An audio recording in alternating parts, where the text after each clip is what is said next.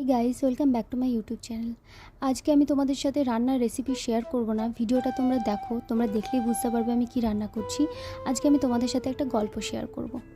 ওটা হচ্ছে একদিন সমুদ্রের মাঝখানে একটা জাহাজ প্রচণ্ড ঝড়ের মধ্যে পড়ে লণ্ডভণ্ড হয়ে গেছিল। সেই জাহাজের বেঁচে যাওয়া এক যাত্রী ভাসতে ভাসতে এক নির্জন দ্বীপে এসে পৌঁছাল। জ্ঞান ফেরার পর প্রথমেই সে ভগবানের কাছে প্রাণ খুলে ধন্যবাদ জানালো তার জীবন বাঁচানোর জন্য। প্রতিদিন সে দ্বীপের কাছে এসে বসে থাকতো যদি কোনো জাহাজ সেদিকে আসে এবং তাকে উদ্ধার করতে পারে সেই আশায়। কিন্তু প্রতিদিনই তাকে হতাশ হয়ে ফিরে আসতে হতো সেই দ্বীপের মধ্যে। এরই মধ্যে সেই সমুদ্র তীরে তার জন্য একটা ছোট ঘর তৈরি করে ফেললো এবং সমুদ্রের মাছ এবং বন থেকে ফলমূল শিকার করে সে বেঁচে থাকতে শুরু করলো। এরই মধ্যে একদিন খাবারের খোঁজে সে যখন বনের মধ্যে গেল, বন থেকে সে ফিরে এসে দেখলো তার রান্না করা চুলা থেকে আগুন লেগে পুরো ঘরটাই ছাই হয়ে গিয়েছে এবং কালো ধোঁয়া তার পুরো আকাশ ভরে গেছে। লোকটি চিৎকার করে উঠলো এবং কান্নাকাটি করলো এবং বলল, ভাই ভগবান, তুমি আমার ভাগ্যে এটাও রেখেছিলে।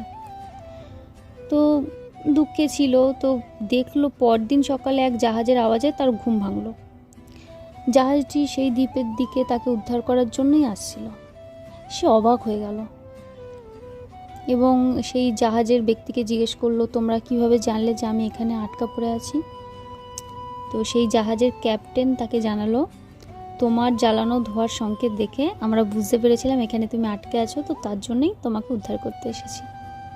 তো দেখো বন্ধুরা, সে কিন্তু এই উদ্দেশ্যে আগুন জ্বালায়নি, আগুনটা লেগে গেছিল। আর সে যখন চেয়েছিল কেউ উদ্ধার করতে আসুক, সেই সময় কিন্তু কেউ আসেনি।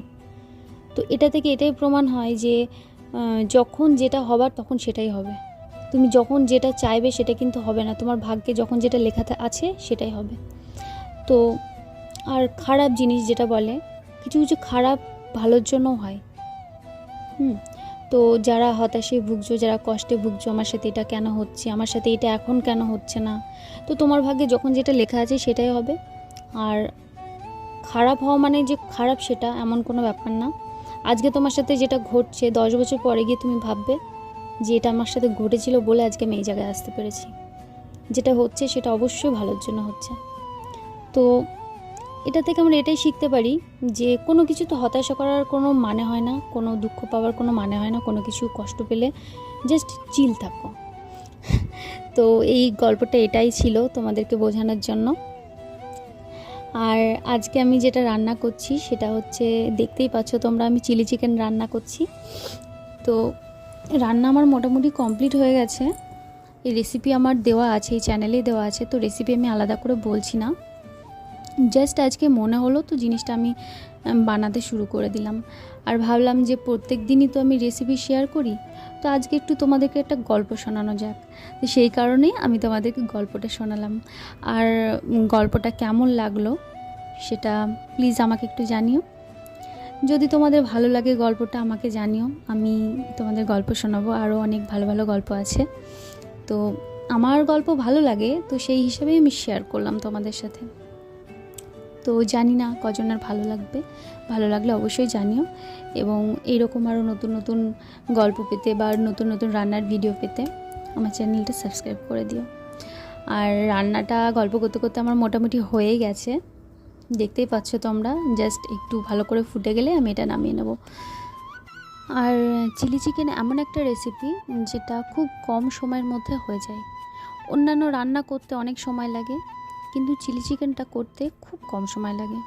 তো সেই কারণে এটা আমি প্রচণ্ড পরিমাণে প্রেফার করি, আর খেতেও ভীষণ পছন্দ করি, আর খাওয়াতেও ভীষণ পছন্দ করি। তো যাই হোক, ভিডিওটা আজকে এখানেই শেষ করছি। দেখা হবে আবার নতুন কোনো ভিডিওতে। আমার ভিডিও যদি তোমাদের সত্যি সত্যি ভালো লেগে থাকে তো কমেন্টে জানিও এবং আমার চ্যানেলটা সাবস্ক্রাইব করে দিও। আর লাইক, কমেন্ট, শেয়ার করতে ভুলো না যেন। Thanks for watching.